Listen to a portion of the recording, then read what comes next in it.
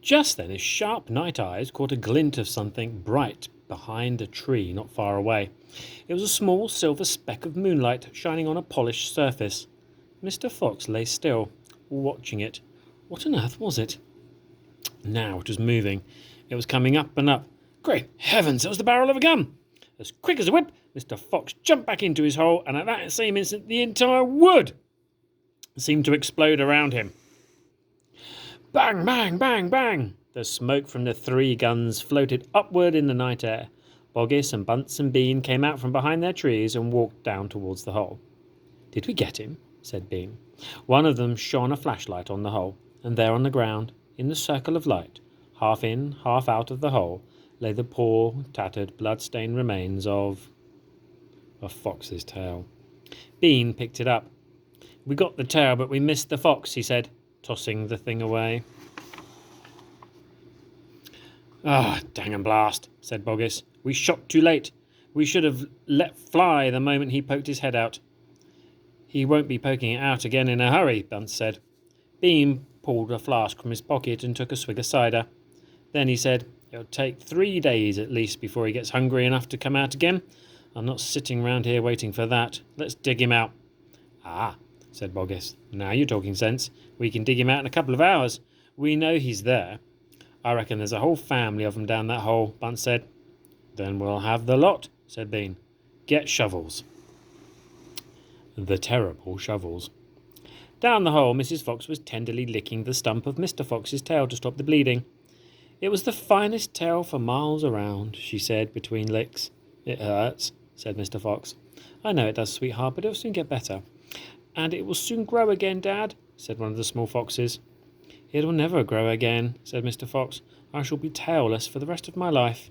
And he looked very glum. There was no food for the foxes that night, and soon the children dozed off.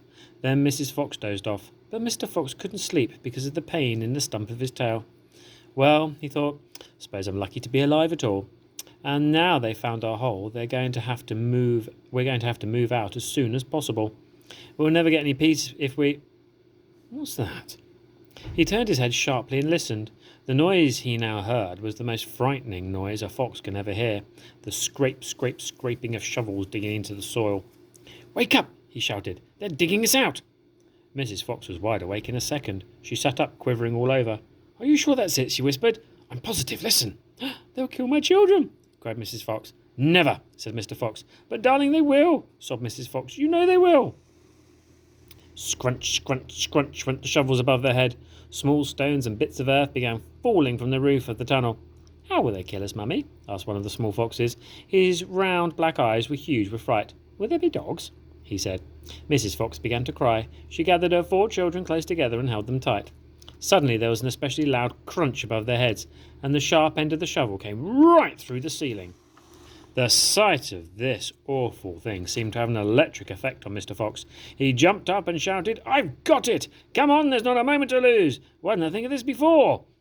"Think of what, Dad?" "A fox can dig quicker than a man," shouted Mr. Fox, beginning to dig. "No one in the world can dig as quickly as a fox." The soil began to fly furiously out from Mr. Fox as he started to dig for dear life with his front feet.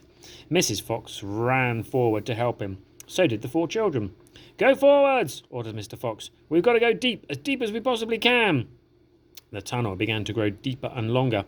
It sloped steeply downwards. Deeper and deeper below the surface of the ground it went. The mother and the father and all 4 of the children were digging together. Their front legs were moving so fast you couldn't see them.